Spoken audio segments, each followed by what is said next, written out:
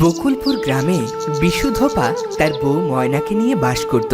গ্রামের বাড়ি বাড়ি গিয়ে জামা কাপড় এনে তা মোরলের পুকুরেই ধুত। গ্রামের সকলেই তাকে বিশু ধোপা বলেই ডাকত। ও গিন্নিমা, কই গো কই গো সকলে, আজকে আর জামা কাপড় নেই, দাও গো দাও গিন্নিমা। আহ মরণ, সকাল সকালে সে এমন ডাক পারিস কেন বাপু শুনি? তোকে বলেছিলাম না দুপুর দুপুর আসবি? তা বললে কি হয় গো গিন্নিমা, আমি তো এই সময় সকলের বাড়ি থেকে কাপড় নিয়ে ধোয়ার জন্যে, দুপুরবেলা কাচতে হবে তো।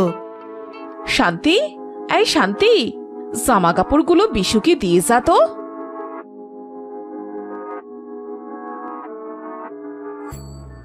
তা গিন্নিমা, আগের যে টাকাটা বাকি ছিল সেটা যদি দিতেন। কিসের টাকা শুনি? সব টাকাই তো দেয়া হয়েছে। সে কি করছেন গিন্নিমা, গত 3 বার কাপড় নিলেন, বললেন যে আজ টাকা দেবেন।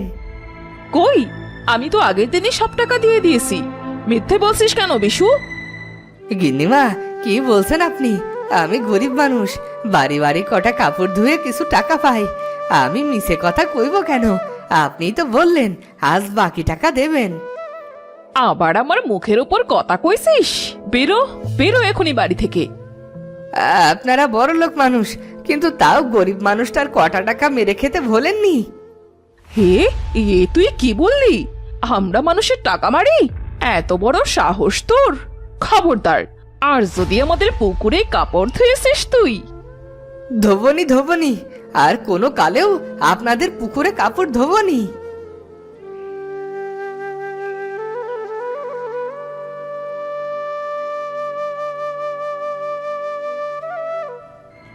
যাবনি, আর কোনোদিন যাবনি তাদের পুকুরে, গরিবের টাকা কটাও মেরে খায়।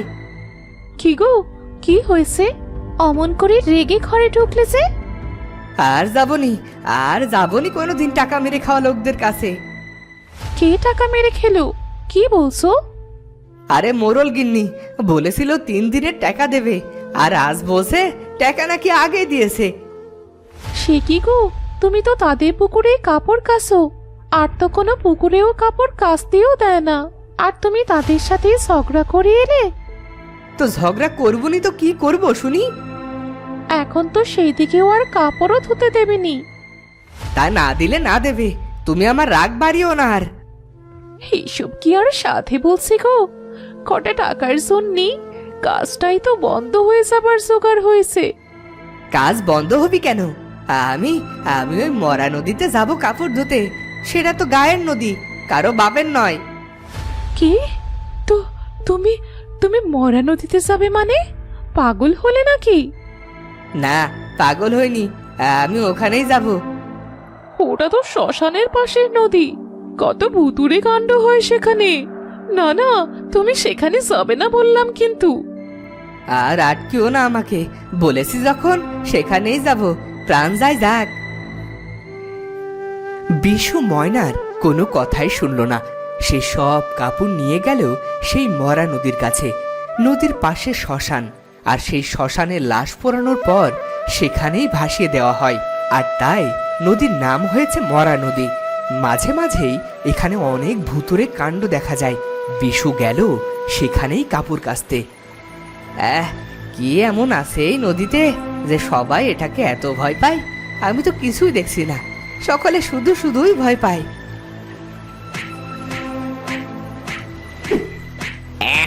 এই বেটা এখানে কাপড় ধুতে এসেছে, দেখো দেখো বউ। কই কই দেখি। হ্যাঁ হ্যাঁ, তো ওই যে এক মানুষ কাপড় কাচে। কতদিন এখানে মানুষ আসতে দেখিনি, সেই যে কবে এটা মরা নদী বানালো মানুষ, তারপর থেকে তো শ্মশানেও আর কেউ মরা পোড়াতে আসে না। ঠিকই বলেছো, আমার কতদিনের ইচ্ছে মানুষ দেখবো, কিন্তু এই গাছকে দেখে যে যেতেও পারিনি।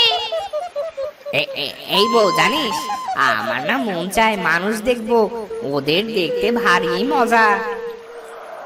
আচ্ছা, ওই মানুষটার কাছে গেলে কেমন হয়?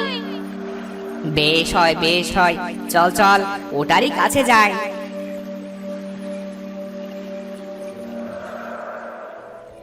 এমন আশ্রাবো না যে বাপের নাম ভুলে যাবে। এমন আশ্রে আশ্রে ধোবো যে আজ সব ময়লা চলে যাবে। প্রথমে একটাকে আশ্রাবো, পরে আরেকটাকে আশ্রাবো, লাঠি আর মুগুর দিয়ে পেটাবো আস্থা মতন। এ কি বলছে রে বউ? সর্বনাশ, ও তো আমাদের পেটাবে বলছে। ও কাপড়ের মতো আমাদেরও আছড়াবে বলছে। তাই তো, এখন কি হবে বলো তো? ও হয়তো ভূত পেটানো লোক। ছোটবেলায় দিদিমা বলতো, ভূত পেটনে দিক থেকে দূরে থাকবি নাতনি, ওরা হাতে পেলে পিটিয়ে মেরে ফেলবে। আরে আমিও তো শুনেছি। এবার এর কাছ থেকে বাঁচবো কি করে বলতো? শুনেছি মানুষেরা সোনাদানা খুব ভালোবাসে। আমার মনে হয় ওকে সোনাদানা দিলে ও আমাদের ছেড়ে দেবে। তাই তো মনে হয়। এক কাজ করি, একে আমরা কিছু সোনা দানা দিই, চল।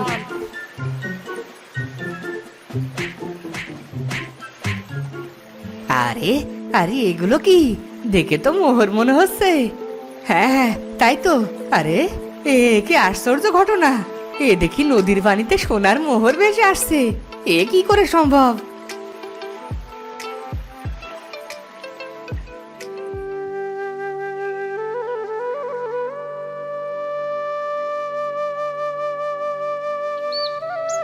ও বউ, তাড়াতাড়ি দেখে যাও। এ কি, তুমি এত তাড়াতাড়ি ফিরে এলে যে? কি হয়েছে? ঘরে চলো তাড়াতাড়ি, ঘরে চলো। এক আশ্চর্য ঘটনা ঘটেছে গো। কি ঘটেছে গো? খারাপ কিছু না তো? কতবার বলেছি ওই মরা নদীতে যেও না, মানুষ নাকি সেখানে লাশ ভাসতে দেখে। আরে গেছি দেখেই তো এমন ঘটনা ঘটলো। বেশি কথা বলো না তো, ঘরে চলো, ঘরে চলো, সব বলছি। চলো চলো। ঘরে গিয়ে বিশু তার স্ত্রীকে সব ঘটনা খুলে বলল। সে কি, অমন ভুতুরে মরা নদীতে সোনার মোহর আসবে কোথা থেকে? তবে সবাই যে বলে সেখানে ভূত আছে। আরে সেসব কিছু নয়, আজ যা মোহর পেয়েছি তাতে বসে বসে খেতে পারবো বছরের পর বছর। তাহলে চলো, কাল আমিও যাবো মোহর আনতে। আচ্ছা, কাল দুজন মিলে মোহর আনবো। পরদিন বিশু, ধোপা আর ময়না দুজন গেল মোহর আনতে।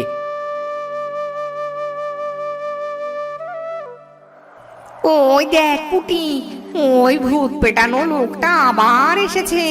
তার সাথে আরেকটা মানুষও আছে। আজ বুঝি আর রক্ষা নেই রে। ও বুঝি মোহরে খুশি হয়নি কাল? হবে না কেন? হ্যাঁ, কাল কত লাফাতে লাফাতে মোহর নিল। চল চল, সামনে যাই। না বাবা, সামনে যাব না, যদি ধরে পেটায়। আরে চল না, গিয়েই দেখি। যদি মাপ চাইলে ছেড়ে দেয় তবে আর ভয় নেই।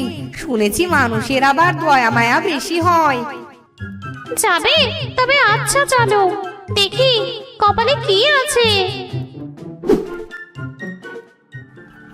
কই গো, এত সময় দাঁড়িয়ে আছি কিন্তু মোহর তো আসছে না। তুমি যে বললে মোহর এসেছে। এখানেই তো এসেছিল কাল, কত কত মোহর। আজ আর আসছে না কেন? হুজুর, আমাদের পেটাবেন না হুজুর, আমাদের মাফ করে দিন হুজুর। আপনি আমাদের ওস্তাদ, আমাদের মারবেন না। আমরা আপনার গোলাম হয়ে থাকবো হুজুর, তাও আমাদের পেটাবেন না আপনার ওই মুগুর দিয়ে। ওরে, এই যে দেখি ভূত। কে কোথায় আসো গো? কে কোথায় আসো? এসো গো, এসো।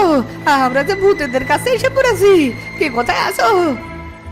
না না হুজুর, ছেড়ে দিন, আমাদের মারবেন না।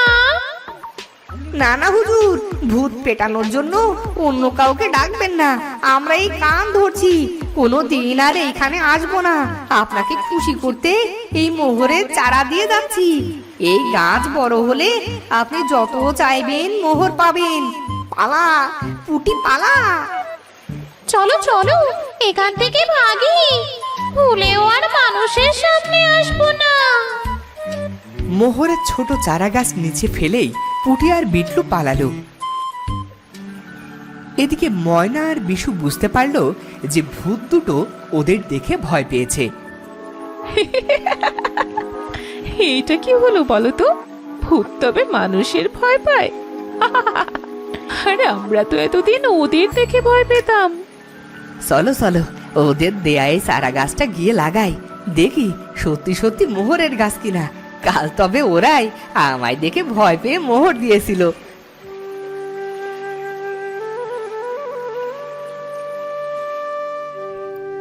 এরপর বাড়ি গিয়ে ময়না আর বিশু সেই মোহরের গাছ লাগানো দুদিনের মধ্যেই সেই গাছে মোহর হতে শুরু করে, আর তারা সুখে শান্তিতে সেগুলো বিক্রি করে বাস করতে থাকে। তো বন্ধুরা, ভিডিওটি কেমন লাগলো? যদি ভালো লাগে চ্যানেলটি সাবস্ক্রাইব করে বেল আইকনটি বাজিয়ে দিও। দেখা হচ্ছে পরের ভিডিওতে। ধন্যবাদ।